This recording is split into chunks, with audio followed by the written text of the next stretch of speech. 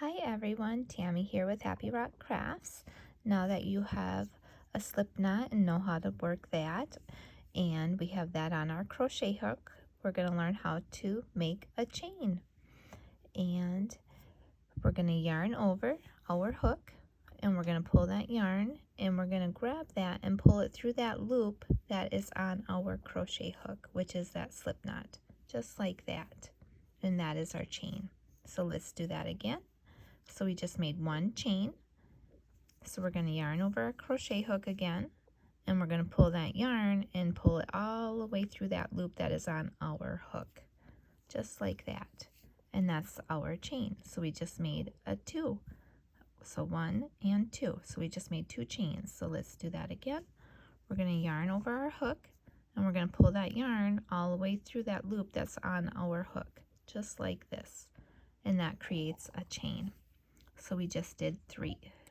So now when you make that chain, you notice it makes a little V. So if you're looking at this chain that we just did, this here loop that's on our hook does not count as a stitch or a chain.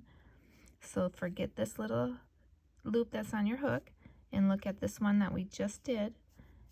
And if you notice here, it looks like a little V. So that counts as your first chain.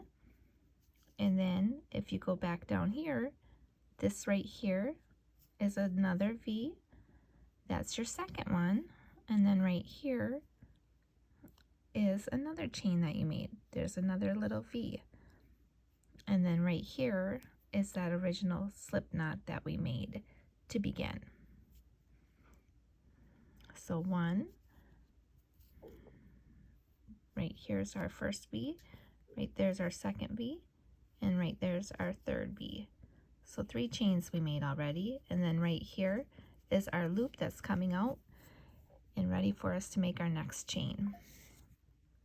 Okay, so now we're going to yarn over our crochet hook again, and we're going to pull that yarn through that loop that's on our crochet hook all the way through, and that completes our chain. So we just made a fourth chain. So see, 1, 2, 3, and 4. So let's do that again. Yarn over, bring that yarn through that loop that's on your hook, and that completes your chain. And you're going to continue to do that. Yarn over, bring that yarn through that loop that is on your crochet hook, and that completes your chain.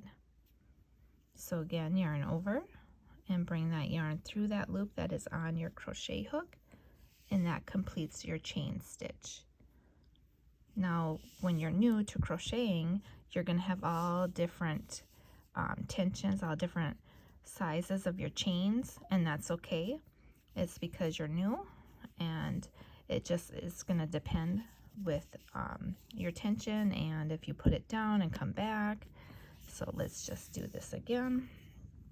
So I'm making my slip knot, and I do have a previous video that shows you how to make a slip knot different ways. So there's my slip knot. Now I'm going to make my chain stitches, and if you continually make your chain stitches all at once, the tension should all be the same.